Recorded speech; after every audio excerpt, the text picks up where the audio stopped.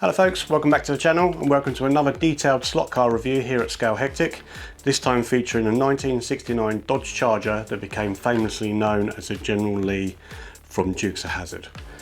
Now, many of you watching these videos are of my sort of age and will remember that TV series fondly, and it's great to see that some manufacturers have started to make some of these cars. This one's actually by a company called Pioneer, who we haven't featured yet on the channel. I am trying to make sure I feature cars from different manufacturers before I then start looking at other cars from those same manufacturers. So what we'll do is we'll take a detailed look at this and then we'll put it through its paces on the track and give it a ranking within our lap times. Now, the first thing you'll notice with this is it's enormous. I first of all thought that it might actually be bigger than it should be with the scale, but I've actually checked the scale and it is correct. So this is correct to the length it should be, but it is absolutely enormous compared to other cars within the 132 scale. So anyway, let's get it on the turntable and let's take a detailed look at the car. So, as I said earlier, this car is massive. It measures 166 millimeters long, which does actually scale correctly to the 5.13 meters the real car actually is. And as you can see, when you compare it to other cars on the track, it really does dwarf them in comparison. Moving on to the model itself, the detail is brilliant. I really like how well the car is detailed. We've got all the livery that would be on it, the flag, the 01 on the side. We've got the checkered flag on the back, the aerial sticking up at the back, the fuel filler, the mirror, everything is there that should be there. Even down to the tyres with the correct BF Goodrich text on the side of them and the wheels looking bang on correct. The number plate's correct, and we've got a fully detailed interior with Bo and Luke in there and Daisy that comes all as part of the model. So this is actually the first Pioneer car and only Pioneer car I own. So looking at the detail of this and having a look inside will be the first time I've actually had a look at one. So let's move on to that and see what we find inside the car. Before we take the car apart and have a look at the inside, let's just take a quick look at the underside. Starting at the back, we've got our tailpipes coming through, ending in the oval tips. We've got a sidewinder design motor with your sidewinder gear there. We can see the motor through the vents here. The tyres are 8.6 millimeters front and rear in width. We have a magnet positioned here, which also looks like it can be positioned there as well. We've got two screws here. I'm not sure what they're for, whether they're for holding the body on or not, we shall find out. We've got an access panel here, which I assume is for to put a digital chip inside, should you wish to. And we've got our sprung loaded guide, which does spring fairly centrally, that is 18.5 millimeters long by 6.2 millimeters deep with our copper braids there. And then we have our 4 body mounting posts. So also quite nice to detail that the tyres have a tread detail on them. So right, let's move on to the inside then and take it apart. Okay, moving on to the inside. So those two screws that I wasn't sure what they were, they did actually go through and mount to the underside of the interior, which actually makes this a very rigid chassis once it's all screwed together. No real flex in the middle, which is good, because what you can have sometimes is when you've got a magnet here in the middle and some flex in the chassis is it can actually pull the centre of the chassis down onto the track, which isn't ideal. Right, so starting at the back, obviously we've got our sidewinder assembly here with it's got brass bushes for the axle, which is good, we like to see that. Plastic gears. Now the motor actually has some text on the back which it says Dixie Power 19k, so I assume that's a 19,000 RPM motor. Not sure at what voltage, it's not something I can test. So yeah, magnet position, standard position there, and there's another position here which will enable us to do 2 different lap times on this car like we've done on previous ones. Some bracing to the chassis here, which is useful but not essential obviously because it mounts to the interior anyway.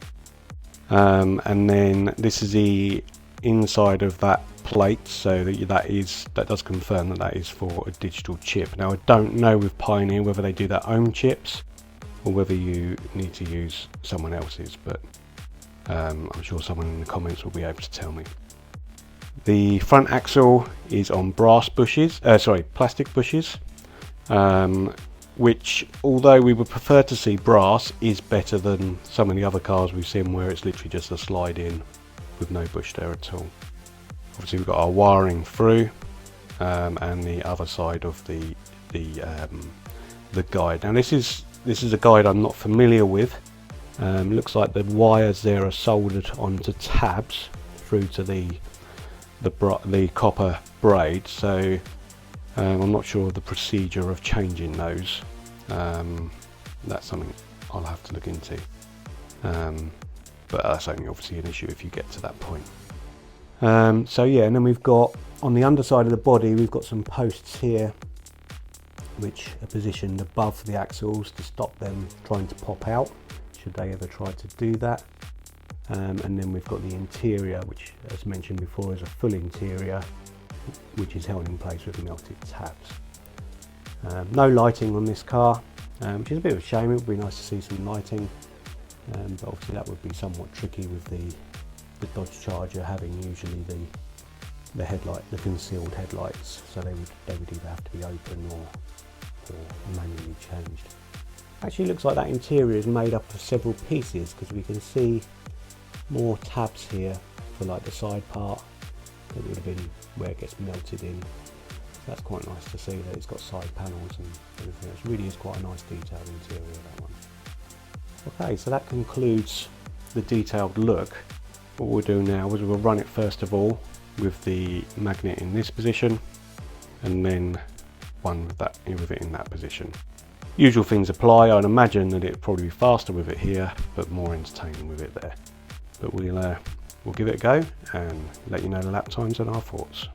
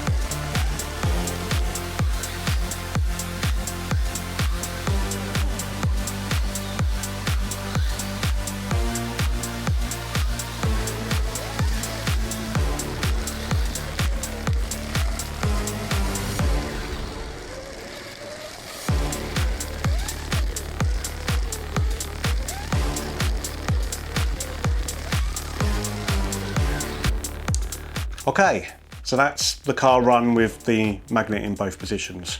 One at the front, one at the back. The last bits you would have seen there would have been with it in the front location.